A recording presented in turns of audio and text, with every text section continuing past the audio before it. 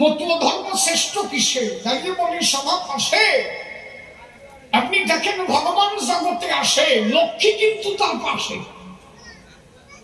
এই কবিগান যারা বোঝে দাঁড়িয়ে বলি সবার মাঝে, তারা কি আর আসর থেকে যায় সহজে? আমরা যত কথা সবাই বলি, প্রত্যেকটা কথা ছন্দ দিয়ে অঞ্জলি। ছন্দে আমাদের প্রাণ পুতুল, ছন্দের মধ্য দিয়ে আমরা কিন্তু চলি। এরা অনেকে বুঝে না, অন্তরে করি ধারণা, এত মুখস্থ করার কথা না। যত কথা সবাই কব, সপ্তাহে ছন্দ দেব, কোনটা ত্রিপদী, কোনটা চতুষ্পদী কব। কি মাস্টার বাবু বোঝা যাচ্ছে কিনা? এ বাংলায় MA কমপ্লিট করলেও কাজ হয় না। হাসে পড়ে না, হাসে পড়ে না। ওই মাস্টার বাবু বুঝতে পারছে ব্যাপারটা কোন জায়গায়। কবিগান এত সহজ না, গুরু কৃপা না হলে তার দ্বারা সম্ভব না। আর ভক্তের কৃপা যদি না হয়, তখন এই যে আপনারা ভক্তগণ আমার প্রতি দৃষ্টি করছেন, আকর্ষণ, আপনাদের আকর্ষণের দ্বারা আমার মধ্যে কাব্য শক্তি হচ্ছে উৎপাদন। দেখেন প্রত্যেকটা কথা নয়, এর যদি একটু ব্যতিক্রম হয় তাহলে ছন্দ থাকে না রে ভাই, তখন শীত হয়ে পড়ে যাবে কবিয়াল এই জায়গায়। সবাই তো আর কবিয়াল না, অন্তরে করে ধারণা। যার ছন্দই চলে না তাহলে তার কবি করা যায় না। কেউ প্রচার করে তাহলে বক্তব্য দেওয়া বলে আসলে নাকি পার্টির মিটিং আসবে, হ্যাঁ ভাইয়া, হ্যাঁ ভাইয়া, ভাইয়া বলবা এসে গেছে প্রচার করতে। কবে যে একজন কবি আছে তাই কয় না? কয় না। ওনাকে বলে কি একজন প্রচারক। আর যখন একজন কবি আসে দাঁড়িয়ে বলি সভা পাশে, সবাই বলে ওখানে কবি গান হচ্ছে রসাভাসে। কেন? কবিয়ারা প্রত্যেকটা কথায় কথায় ছন্দ বসে। এটা সহজলব্ধ জিনিস না। আমরা কিন্তু এখনো নই কবি, কবির নয় ছবি। কবি হয় যিনি, তিনি হন জ্বলন্ত রবি। সেই কবি ছিল যারা বসে শোনেন আপনারা পাগলা রাজেন্দ্রির সেই কবির ধারা, যার কবি সম্রাট বলে উপাধি দিয়েছে ধরায়। আমার তারা গোসাই কবি গাইতো, এ কথা বলা সত্য, মুখ দিয়ে যা কত তাই সত্য হতো। একটা বিরল বিষয়। থাকেন একটু ধৈর্য ধরে, অনেক কথা বলতে হবে সমাধানে। উনি যে কি বোঝে, খুঁটির গোড়ায় বসে নয়, ছোট ছোট করে কথা কয়। খুঁটি যে কয়জন পাইছে, তারা যে কি আরাম পাইছে। আর এই পাশে এই লোকটা ঘুমাইয়েই পড়ছে নাকি? ও মা ঠিক আছে, হাসিয়ে পড়িয়ে না। হ্যাঁ, একদম খাওয়ার বাড়িতে আর বাবানি কি খাইছো? আমার গল্প মনে করছে গুরু গাড়া কয়ে দিচ্ছেন আজকে খালি ওই ডেক উঠতেছে। কাউকে দিন খালি সকালবেলা একটা মূলো খাবার, দিন ভরে ঘি সানা মাখন যাই খাও, ওই দিন ভরিয়া ওই মূলোর ডেক উঠতেই থাকবে। যে একবার খাইছে সে জানে, খালি উপর দিয়ে ওঠে না। হ্যাঁ, শুয়ে পড়ে দেয় সেই লোকের দ্বারা ওই দিন ঘুমাতেই পারবা।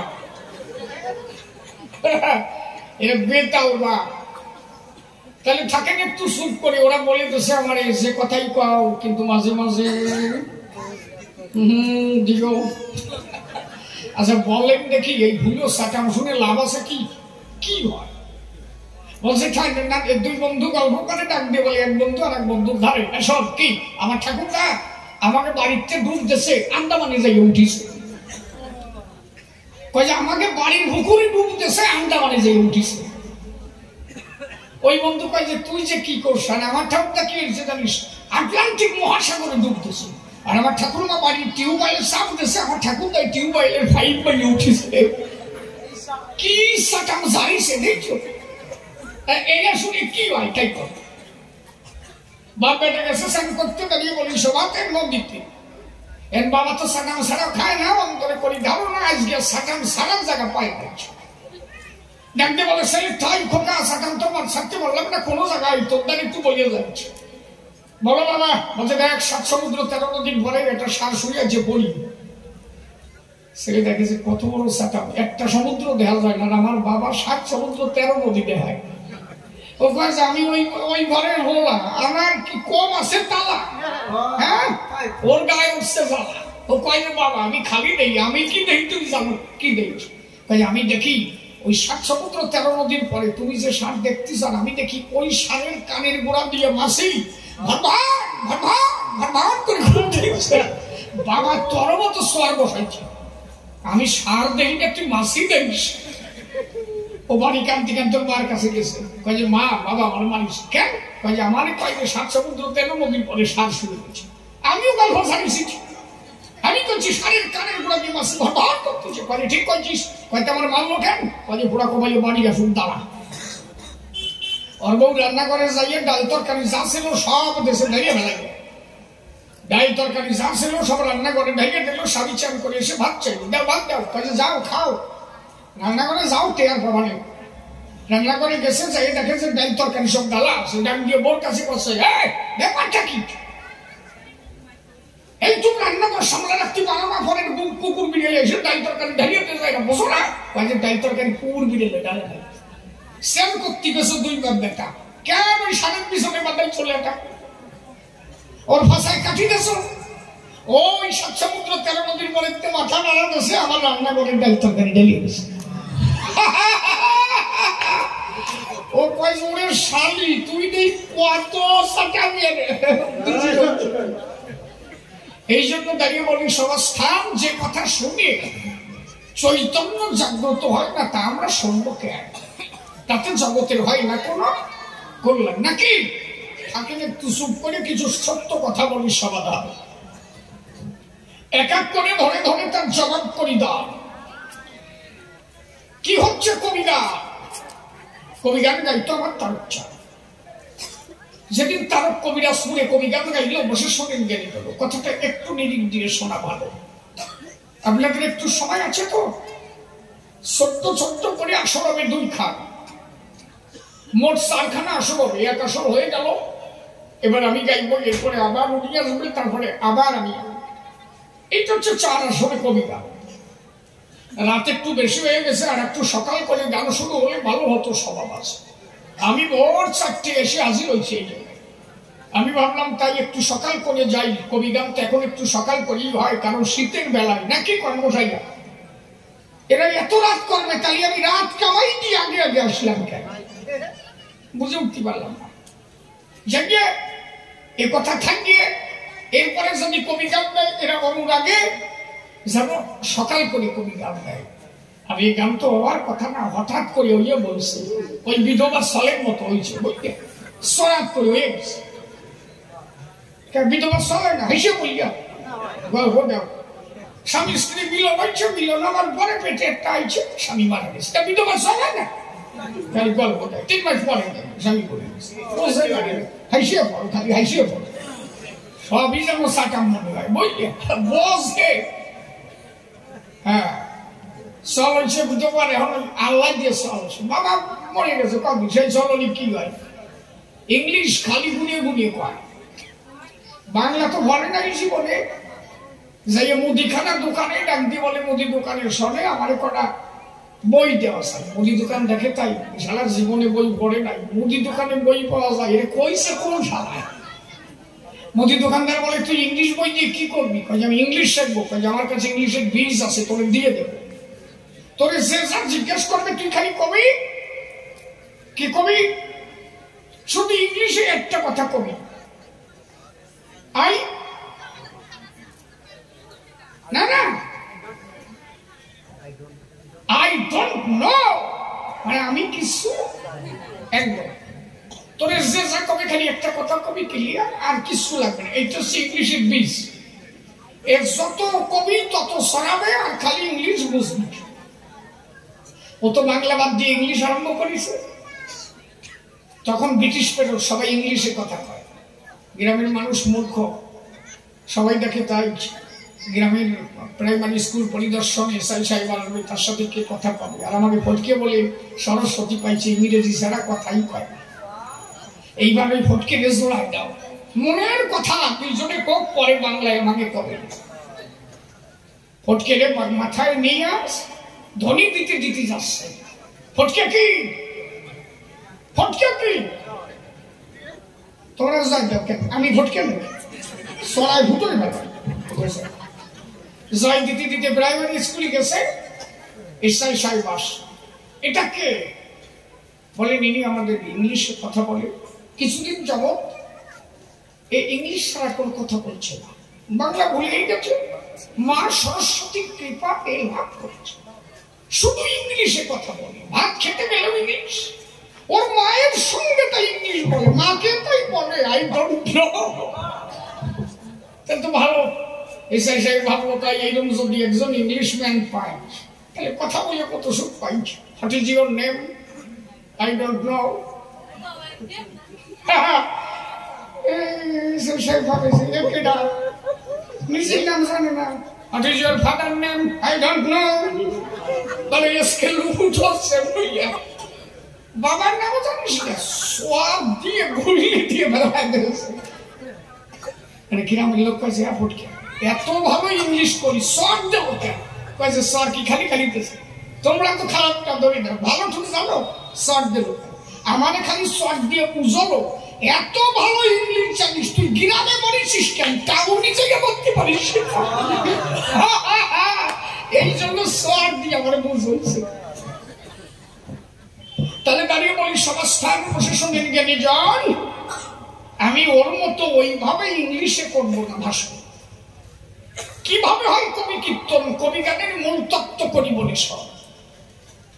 তার যেদিন কবিরাজপুরে কবি গান গায়, আসলে দাঁড়িয়ে কবি গাইল প্রশাসনের জ্ঞানী দল, শ্রোতাবর্গ যারা বসেছিল কাঙ্গাইয়ের নাম করে একজন ভক্ত সেখানে আসেন।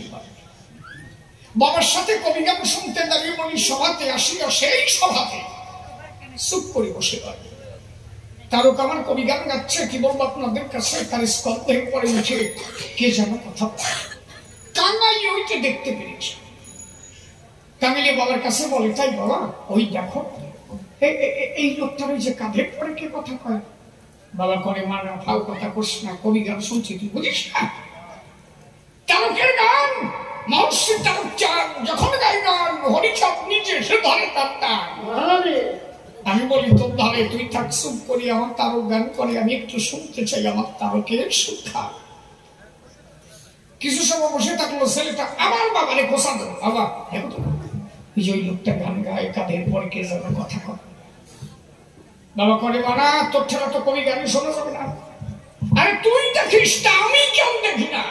বাবা তো আর বোঝে না সবাই ওই রূপ দর্শন করতে পারে না। বাবার দ্বারা দেহের জন্ম হয়, আত্মার জন্ম তো হয় না। আত্মা জন্ম দেয় দাঁড়িয়ে বলি ধর্ম সবাই, পরমাত্মার দ্বারা আত্মা আসে এই ধরায়। বাবা তার দেহটাকে জন্ম দিয়েছে, আত্মা দেওয়ার ক্ষমতা বাবা নিয়েছে। বাবা যখন দেখে না অন্তরে করেন ধারণা, বাবা ওই ছেলের কথা শোনে না। ছেলে চুপ করে থাকলো, মনে মনে ভাবলো সকালবেলা যখন গোসাই গান সারবে মনে আছে ভাবো আমি সকালে যাই গোসাইনি ধরবো ওনার কাঁধের পরে কথা বলো। তার গোসাই যিনি প্রাতকালে প্রাতকর্ম সর্বাত্তরে মাঠের মধ্যে রওনা হয়েছেন। যখন মাঠের মধ্যে যাই দাঁড়িয়ে বলি ধর্ম সবাই প্রাতকর্ম সেরে যখন রাস্তায় উঠেছে রে ভাই, এই মুহূর্তে টাঙ্গাইয়ে ছোট্ট ছেলে ডাক দিয়ে তারকের কাছে বলে গোসাই নিবেদন হেরে বাবা তো আমি কামাই না, আমার বাবার সঙ্গে কবি গানে আসছে, কি বলবো আপনার কাছাকাছি আমি ছোট্ট একটা নিবেদন রাখছি। গোসাই আপনি যখন গান গান আপনার স্কন্ধের পরে কে কথা বলে তখন ছোট্ট একটা সোনার পুতুলির মতো দেখায়। আমি দেখলাম তাই ওই পুতুলি যা কয় আপনি কম তাই কি সে গেল আর আপনি তারে রেখে আসেন কোন জায়গায়। তারক করে মানা খোকা বাজে কথা করছ না, আমার কাছে তো কেউ থাকে না। ছেলেটা বলে তাই আমি কতবার লক্ষ্য করেছি, কি বলবো আপনার কাছাকাছি আপনার কাঁধের পরে আমি স্বয়ং দেখেছি অপরূপ এক জ্যোতির্ময় ছোট্ট গোপাল মূর্তি কে যেন বসে কথা করে। তারক বলে তাই কে যে কথা বলে গেল আমার ভাগ্যে তো হলো না রে ভাই। অন্তরে কন্ধানো না এরূপ সবার কপালে জোটে না, তোর ভক্তির তোরে হলো বেচা কেনা, ভক্তির গুণে হলো তোর হরিদয়া নাই। এটাই একমাত্র হতে পারে ভক্তের ভক্তির দ্বারা। তাহলে আমার তারক যখন গাইতো গান আমার হরিচাঁদ স্কন্ধের পরে সে কথা বলতো তখন এটা হচ্ছে কবি গান। যেদিন বিজয় সরকার গান গায় দাঁড়িয়ে বলি ধর্ম সবাই। আমি এই যে 1 মাস আগে ঘুরে আসলাম বাংলাদেশ থেকে, সেই আসরে গিয়েছিলাম মনের কথা ঘুরিয়ে করাম। তখন তো এই প্যান্ডেল ট্যান্ডেল বলতো না, বলতো বাদাম টানাস নে কেন, বাদাম টানানো নাকি বাংলাদেশে ছাই না আর কত বাদাম টানানো। হ্যাঁ, বাদাম টানাই দেশে কি বলবো আপনাদের কাছে, কালী কবি গান শুনতে কি করবে। সেই আসর এখনো আছে, সেই বট গাছ এখনো আছে। ওই বট গাছের বসে ডালে বসে শোনেন জ্ঞানী দলে বিজয় যখন গানের তালে তালে সুর দেয় ঝুইয়ে ঝুইয়ে, আর কালী বসে গাছের ডালে তার পা দুটো তোলে। কমিটির একজন ওই রাস্তা দিয়ে যায়, কালী ডাক দিয়ে বলে ওই কমিটির ভাই, বাদাম খানা খুলে দে কোনারা, আমি তারকের মুখ দেখি না, না যদি দেখি আমার বিজয়ের মুখ হয় না তো আমার সুখ, আর মুখ না দেখে হরি কথা শুনে সুখ নাই। তুই আমার কথা নিবি, বাদামটা খুলে দিচ্ছি। কে তুমি? বাদাম খোলা যায়? তারা বসে জায়গায় কালী করে বর্ণনা, আমারে তো চিনিস না, যার পূজা তোরা দিস আমি সেই আল্লাহ সত্যি মহামায়া কিনা। আমি বসে আছি বটের ডালে, কি বলবো তোরে ভেসেছি চোখের জলে, আন্তরিক ধারণা আমার বিজয়ের মুখ আমি দেখতে পাচ্ছি না। আমার বিজয় যখন গান গাই আমি বসে শুনতাই, কিন্তু বসে আছি গাছের ডালে, দেখা যায় না ওর মুখ, আমি তো পাই না সুখ। তাই আমার কথা নেবি, ওই বাদামের কোনাটা খুলে দিবি যাতে আমি আমার বিজয়ের হরি কথা শুনে একটু তাহলে বসে শোনেন নারী নরে। এই হচ্ছে কবি গান। আমি বলি সমাধানে যে কবি গান সংবাদ তলে দেব দেবতা যক্ষর কিন্নর যারা এসে বসে থাকে আসলে। এই জন্য এই গানের মর্ম এর মধ্যে আছে ধর্ম ধর্ম। কবিরা তার কুসংস্কার বর্জন করে মূল সত্যটাকে তুলে ধরে, এই জন্য এদের সংস্কার বলা হয়। আজকে কয়েকটি কথা বসে শোনেন বিজ্ঞতা সভায় দেব বক্তৃতা, সে যেভাবে প্রশ্নের বারোটা ধরে তুলেছে ধর্ম সভার গায়ে।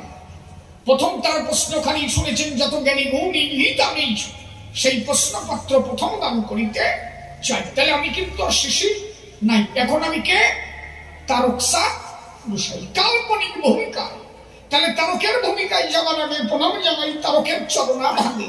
হে তারক মহাভাগে, তুমি আমার কথা নিও, তুমি থাকো যে দেশে, তুমি এসে আমার পাশে আমার হৃদয় কাছে বসে বসে তোমার কথা প্রকাশ করে দিও। তার উপরে দিলাম ভার, তাই করলাম কর্ণধার, কাব্য সিন্ধু হব পার, মনে রাখাম তো আকিঞ্চন। এইবার তার প্রশ্নগুলি সভা মাঝে ধরে দৌড়ি আপনারা শ্রোতা মন্ডলী বসে বসে করে না কর না। তাহলে প্রথম দেখে বলেছে তাই মহাপ্রভু সব দিয়ে যায়, নতুন করে কি দিতে এলেন? হরিচাঁদ। হরিচাঁদ কেন এলো আমার কাছে খুলে বলো, নতুন কি দিয়ে গেল এইটা জানতে পারছো না? এই কেবল পালা শুরু হলো, এত সময় এদিক ওদিকে যাচ্ছিল নাকি? এইবার প্রশ্নের দিকে যাই। তাহলে তার ওই প্রশ্নটাই আপনারা শুনেছেন জ্ঞানী গুণী। আমি কি কয়েকটি মাস্ট পয়েন্ট ধরে টানি, কারণ ব্যাখ্যা করে আলোচনা করার সময় নাই। এই একটা পয়েন্ট আলোচনা করলে সারা রাত কেটে যাবে। তাহলে দাঁড়িয়ে বলি সবাই এবার আমি কয়েকটি মূল পয়েন্ট গুলো আলোচনা করে সবাই বোঝাতে চাই। মহাপ্রভু এলো, সব দিয়ে গেল, হরিচাঁদকে কেন আসতে?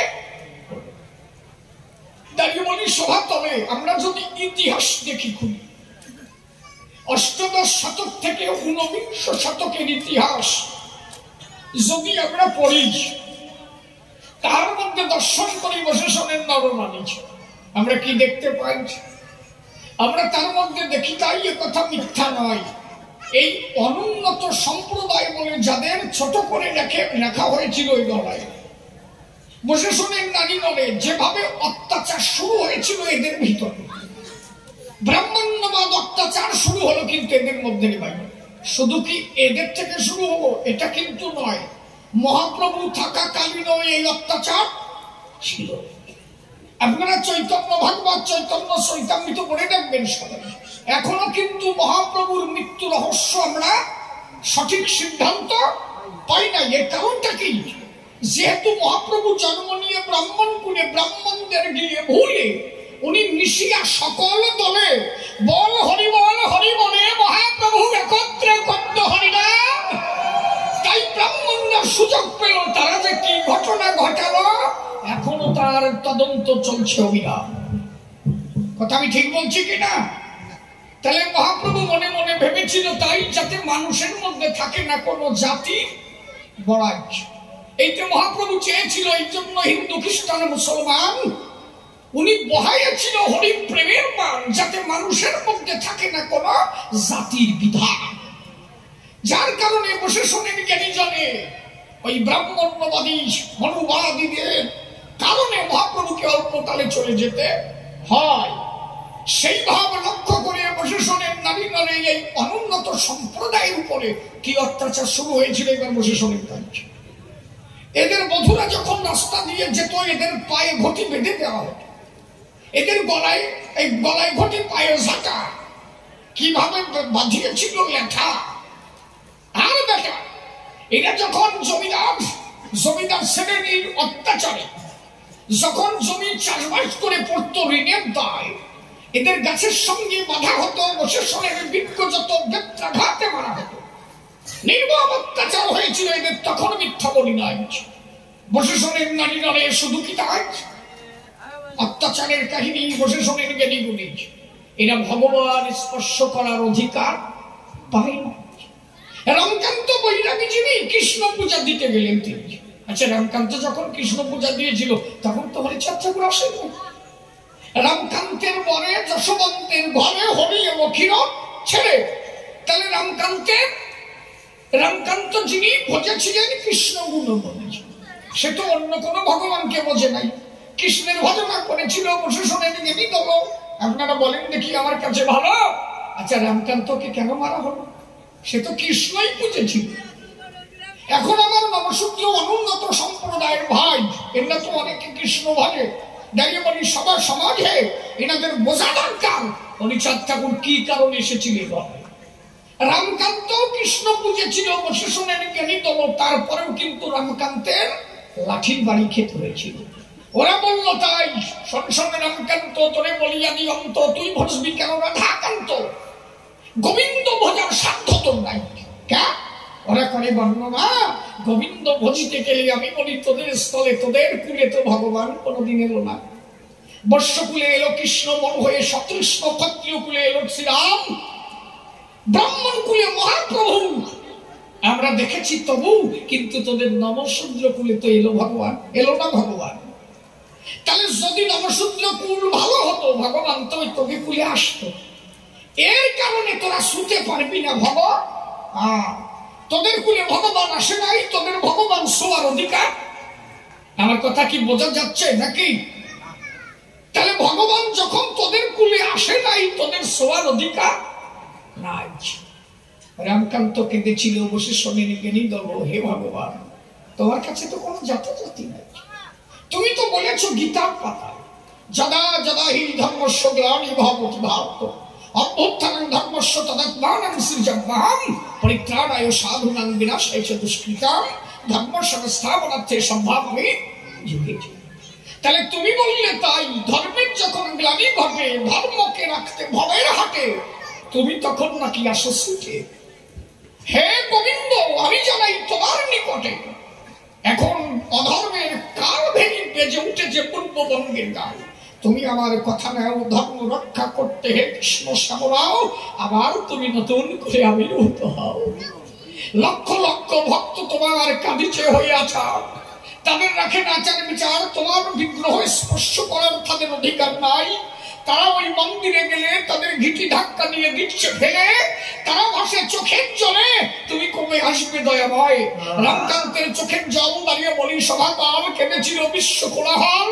গোবিন্দ তখন ডাক দিয়ে বলেছিল রামকান্তের ঠাই, ভয় নাই ভয় নাই রামকান্ত, এবার আমি আসবো ওরা কান্দি গায়, উদ্ধার করতে অবতীর্ণ হব ওরা কান্দিতে।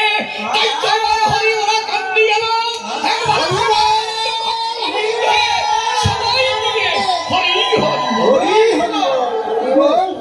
তাহলে মহাপ্রভু থাকাকাল মহাপ্রভু সব দিল, তথাপি হরিচাঁদকে আসতে হলো কেন? ধর্ম সংস্থাপন করতে, সাধুদের পরিত্রাণ করতে ভগবানকে ছুটে আসতে। এই জন্য সচী মাতার কাছে করাল দিয়েছি। এই ঘটনা ঘটবে দাঁড়িয়ে বলি সবাই এবে, এটা মহাপ্রভু জানতো। নইলে মায়ের কাছে কয়, অমা তোর এড়াইতে শক্তি নাই কমা, তব গর্ভে জন্ম নেব আর 2 বার, সে জন্ম নেব ওই সৈন্য কোণে, যত জীব মাতাইব হরি প্রেম ভানে। ভবিষ্যৎ পুরাণেও লেখা আছে তাই, হরি হয়ে আসবেন আমার হরি ক্ষীরত। তাহলে এটা দাঁড়িয়ে বলি ধর্ম সবার গায়ে। শুধু কি তাই, বৈষ্ণব সমাজে যে ভণ্ডামি গুলো প্রবেশ করেছিল, এইগুলো কাটছাট করবার জন্য পুনরায় মহাপ্রভু হরি হয়ে ওরা কান্দে এলো। কি ভণ্ডামি ঢুকেছিল, এই কথাগুলো বসে বসে শোনা ভালো। চিন্তা করেন কেনি বলো, আমার কিছু সাচ্চা কথা বলা ভালো, আপনারা বুঝতে পারেন। দাঁড়িয়ে বলি সমাজ থাক, মহাপ্রভুর বড় ছেলের নাম বীরভদ্র হয়েছে। তখন এই বীরভদ্র রসের ভজন শুরু করে দেয়। রসের ভজনে কারে কয়? বীরভদ্র বলল, তাই যথাকার বিন্দু মোরা তথায় পাঠাবো, প্রকৃতির স্থানে বিন্দু কিছুটা রাখিব। এর মানে কি? এর মানে হচ্ছে তাই কথা কেন কয়, আবার গল্প করার এসে গেছে সময়, ভালো কথা শোনার কায়দা নাই। বসে শোনেন নারী নরে বীরভদ্র। এই যে বীরভদ্র রসের ভজন করে, রসের ভজন বলে কারে? বলছে যথাকার বিন্দু মোরা তথায় পাঠাবো, প্রকৃতির স্থানে বিন্দু কিছুটা রাখিব। তার মানে নারীর সঙ্গে মিলন হব, কিন্তু নারীতে বিন্দু পতন হবে না, ব্রহ্মসত্তা ধরে রেখে পরম ব্রহ্মের সঙ্গে মিলন হয়ে যাবে। সহজ তো ভজন নয়। দাঁড়িয়ে বলি ধর্ম সবাই, এত সহজে কি হয়? হ্যাঁ, বীরভদ্র শুরু করলো। বসে শোনেন জ্ঞানী বাবা, তার 2 পুত্র, শিষ্য পুত্র। একজনের নাম হরিচরণ অধিকারী, আর এই হরিচরণ চক্রবর্তী, আর একজনের নাম গঙ্গা নারায়ণ চক্রবর্তী। এই 2 জন ব্রাহ্মণকে উনি দীক্ষা দিল। এরা যখন শুরু করতে গেল, বসে শোনেন জ্ঞানী দেব, এই ভজন তো পরের বিধবা নিয়ে হয়, ঠিক আছে বুঝলা? এই পরের বউ নিয়ে এই ভজন করতে গিয়া ওই 2 জন তেল উপরে উঠতে যাইয়া নিচে দাবাই দেয়। যেই তেল নিচে পড়লো, বসে শোনেন জ্ঞানী দেব, ভজন নষ্ট হয়ে গেল। এর দ্বারা কি হলো? বিধবার ঘরে পুত্র সন্তান করলো জন্ম গ্রহণ। এই যে বৈষ্ণব ধর্মে পাচারগৃহী সৃষ্টি হলো। তখন আমার কথা বোঝা যাচ্ছে কি? এই যে ভজন মানে বৈষ্ণব ধর্মটা একটা বিশুদ্ধ পথ। মহাপ্রভু এটা কোনোভাবে চান নাই, কিন্তু মহাপ্রভুর ধর্মটাকে দাঁড়িয়ে বলি সভাপাকে পরবর্তীতে এরা কুলসিত করল সমাজ। কি বলবো, সমাজস্থান বসে শোনে নিয়ে নিজ। এদের মধ্যে গুরু প্রসাদী শুরু হয়ে গেল। তাকে গুরু প্রসাদী কারে কয়? ছেলে বিয়ে দিবা গুরুদেবের কাছে দেবা, গুরুদেব এক রাত থাকবে, ওই বউকে প্রসাদ বানাই দেবে, তারপরে তুমি পাবা। এগুলো সাধন ভজন মার্গে পায়।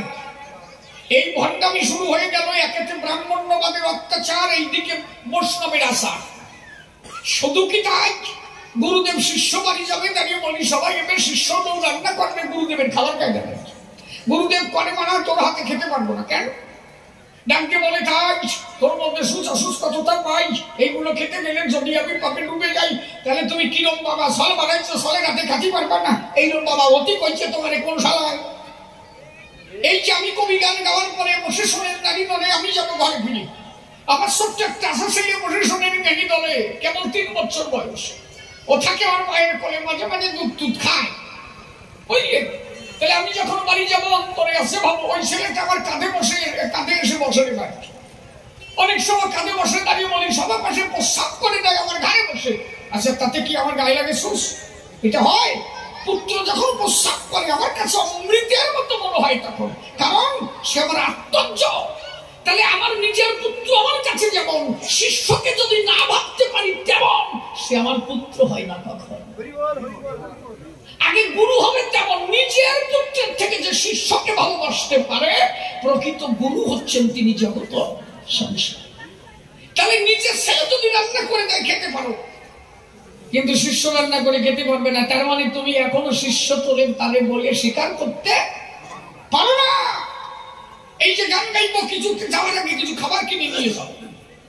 মনে আছে ভাবো ছেলেটা আমার বাড়ি বসে আছে, আমি একটু খাবার নিয়ে যাবো, 2.5 টাকার খাবার নিয়ে যাই, ও নিলে চুপ করে খায়, বাবারে যে সব দেয় কি আনন্দ পাই। আচ্ছা, তুমি যে গুরুদেব হয়েছ, যে শিষ্য কটা জন্মাইছো, এরাও তো তোমার বাবা কয় কি না? গুরুদেব শিষ্য বাড়ি যাওয়ার পরে ধূপ প্রদীপ নিয়ে এসে গুরুদেবকে বরণ করে ঘরে টেনে নিয়ে যায়। আচ্ছা, নিজের ছেলের জন্য তোমার এত বড়, কোনদিন শিষ্য ছেলের জন্য কোনো খাবার নিয়ে গেছে ঘরে? তার মানে এখনো তারে তুমি আপন বলে ভাবো।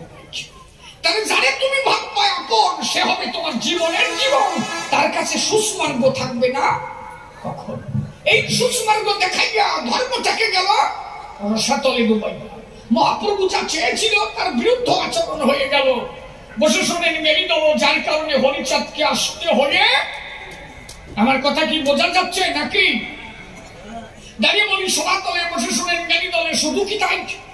আপনারা শ্রী শ্রী চৈতন্য ভাগবত যদি এখানে থাকে আনেন আমার কাছে। যদি কোনো বৈষ্ণব ভাই দেখতে চান আমি দেখাবো এই জায়গায়। চৈতন্য ভাগবত 98 পেজ, 98 পেজ, 98 পৃষ্ঠায় কি লেখা আছে ওই জায়গায় পড়ে দেখবেন সবাই। বাড়ি যাবেন, কার কাছে আছে চৈতন্য ভাগবত হাত তোলে। বৃন্দাবন দাস রচিত, বৃন্দাবন দাসের লেখা। বৃন্দাবন দাসের জন্ম কি করে জানেন তো? যে বৃন্দাবন দাসের জন্ম হয়েছিল মহাপ্রভুর তাম্বুল খেয়ে। বৃন্দাবন দাসের মা, তাম্বুল মানে হচ্ছে পান, পানের সিবি খাওয়ার পরে বসে শোনেন নারী দলে বৃন্দাবন দাস হয়েছিল সংসারে। সেই বৃন্দাবন দাস যে গ্রন্থ রচনা করে তারে বলা হয় চৈতন্য ভাগবত। চৈতন্য চৈতামৃত কৃষ্ণদাস কবিরাজ গোস্বামী। দাঁড়িয়ে বলি সবাই আমি মিথ্যা কথা নয়, লেখা আছে 98 পৃষ্ঠায়। কি লিখেছে? মহাপ্রভু বলছে যারা জপ করে হরিনাম করে আর যারা উচ্চ কণ্ঠে হরিনাম করে, এই জপকারী থেকে উচ্চ কণ্ঠে যিনি হরিনাম করে তিনি 100 গুণ ফল লাভ বেশি পায়। তাহলে বলে রাখি তুমি টিপোকে, টিপার দরকারটা কি? এটা তো মহাপ্রভুর কথা, এটা শিশিরের কথা না, এটা বুঝবা না। হরিচাঁদ কেন আসলে এটা বুঝবা না। ওই যে ঝোলার মধ্যে হাত নিয়ে কি, এগুলো হচ্ছে স্বার্থপরতা, বসে শোনেন বিজ্ঞতা। মহাপ্রভু বলছে তাই, যিনি একা একা হরিনাম করে মনের ভরে, সে একা একা তরে, অপরকে তরানো তার প্রভু স্বভাব। রবীন্দ্রনাথ ঠাকুর তার কবিতার ভাষায় বললেন, বৈরাগ্য সাধনে মুক্তি সে আমার নয়, অসংখ্য বন্ধন মাঝে মুক্তি প্রেমানন্দ নয়। এর মানে আমি বৈরাগী হয়ে একা একা মুক্তি পাবো চাই না, আমার অন্তরে আছে ভাবো আমি সবাইকে নিয়ে মুক্তি পেয়ে গোবিন্দের দেশে। এর থেকে পরম আনন্দ আর কিছু নাই।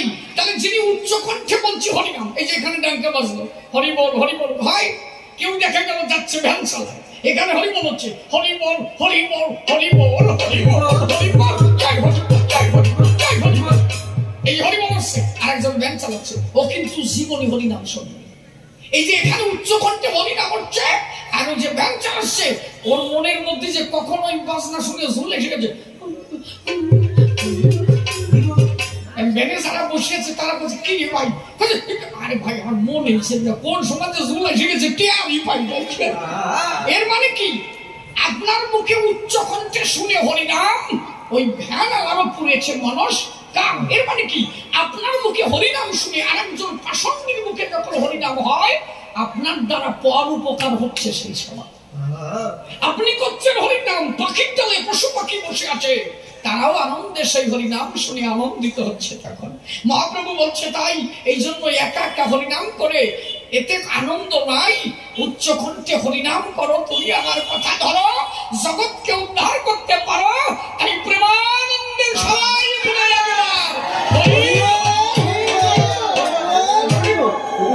এই জন্য মতুয়া যারা আনন্দে হরিনাম করে,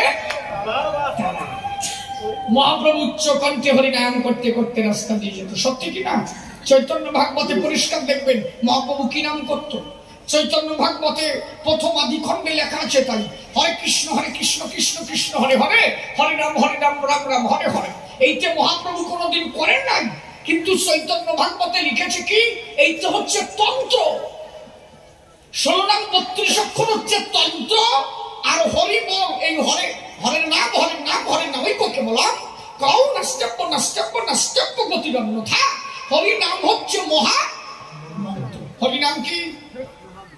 তাহলে হরিনাম যদি 16 নাম 32 অক্ষর হতো, তাহলে কি আর মহাপ্রভু বলতো যে এই 16 নাম 32 অক্ষর তন্ত্র, হরিনাম মহামন্ত্র? এর মানে কি? হরিনামই হচ্ছে হরি। ইলিয়াড অডিচি, রামায়ণ মহাভারত, চারটি মহাকাব্য, এগুলো অনেকে তো জানে না। অনেক বইয়ে গিয়ে এখনো বোঝে না মহাপ্রভু কি দিতে চেয়েছিল। এই নাম মহাপ্রভু কোনোদিন দেয় নাই, 16 নাম 32 অক্ষর। এই যে মহাপ্রভু বলতেন এটা হচ্ছে তন্ত্র, এটা মহামন্ত্র না। মহামন্ত্র হচ্ছে তাই হরি বল, যেটা মহাপ্রভু মাঝে মাঝে বলতো হরে কৃষ্ণ হরি বল। মহাপ্রভু দুটো শব্দ উচ্চারণ করতেন, হরে কৃষ্ণ, হরি বল। উনি হরে কৃষ্ণ বলতেন। কেন বলতেন?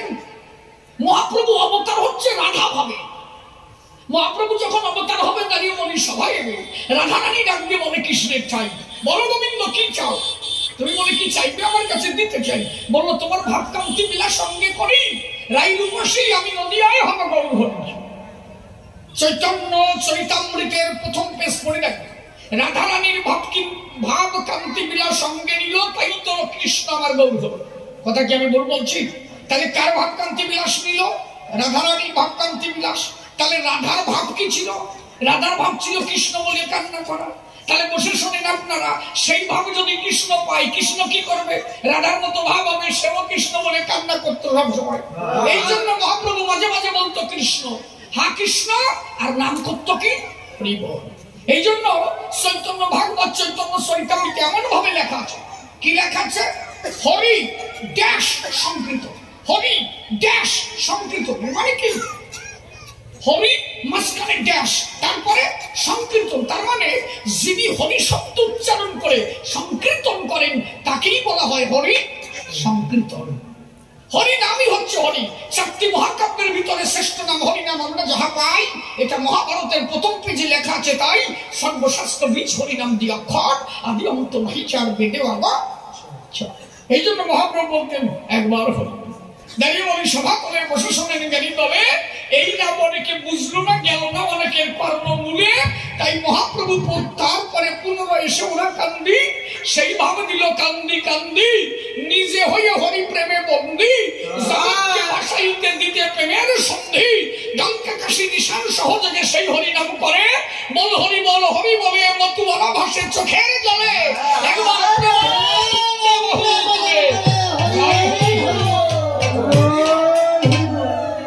তাহলে দাঁড়িয়ে বলি সবস্থান। আর যে কয়েক প্রশ্ন করছে, যে কয়েকখান একটু শুনে শুনে দিয়ে সমাধান নাকি?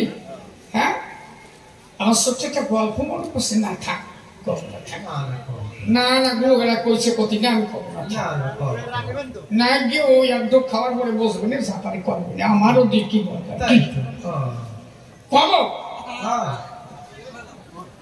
একজন বাস করে টাউনে, বিয়ে করছে ডাউনে।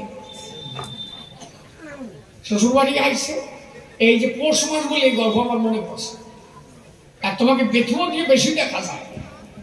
খেজুরি রস কাটে না, রস কাটে সত্যি করছো তো নাকি? তোমাকে খেজুরির রস কাটে তো, তাই রস কাটিছে জামাইবাবু মনে মনে ভাবে। তাই এই ঠিলিয়ে রাখছে গাছের উপরে, এতে কি হয়? কথা বুঝছো কি রে বাপ? তিন শালি সাথে আছে, হাত ধরে রিল্যাক্সে ঘুরে বেড়াচ্ছে, আরাম পাইছে। শালি থাকলে কত বুঝো না? এই যে আমাদের গোসাই 5 জন শালি, এই জন্য ওনার শরীরের অবস্থা প্রায় থাকছে। শালি যার নাই তার কপালের পোড়া। শালি মানে আধা ঘর পানি, বোঝো? হ্যাঁ বোঝো, ও সাথে বোঝো। হরিবল করবেন, এর মধ্যে আবার হরিবল আসে করে, বোঝে না বল। শালির মধ্যে হরিবল করে, দেখছো বোঝে। তো শালিকে হাত ধরে নিয়ে ঘুরে বলছে, জামাই বাবু বলছে, হ্যাঁ খেজুর গাছে কি কয়েছে? ঠিলিয়ে কয়েছে কি হয়? কয়েছে রস হয়। কিরম ঠাই? মিঠিয়া। কয়েছে কিরম মিঠিয়া? কয়েছে খাইয়ে দেবো সাইটিয়া। কথা বুঝিস? কথা নিল। তখন ওই বাড়ি গেল, শ্বশুর বাড়ি যাওয়ার পরে শালি কি মানে বলতে লাগলো, শালা টালা নাই, তাহলে একটু রস খাওয়ানোর ব্যবস্থা কর। ওরা 3 শালি বলে, তাই গাছে ওঠার তো কায়দা নেই, আমরা উঠি কি করে কও নাকি? বড় শালির বুদ্ধি ছিল, বড় শালি বলবো রস যখন খাবে রাত্রেবেলা দিলি হবে। এখন বলি না, এখন তো গাছে হাড়ি বাঁধবে না, রাত্রে হলে গভীর রাত হলে তখন হাড়ি বাঁধা হবে, এ বলা যায়। এই জন্য কইছি আমার ভাব কথা মোটে ভালো ঠেক নাই, শিখেছে করবো কি?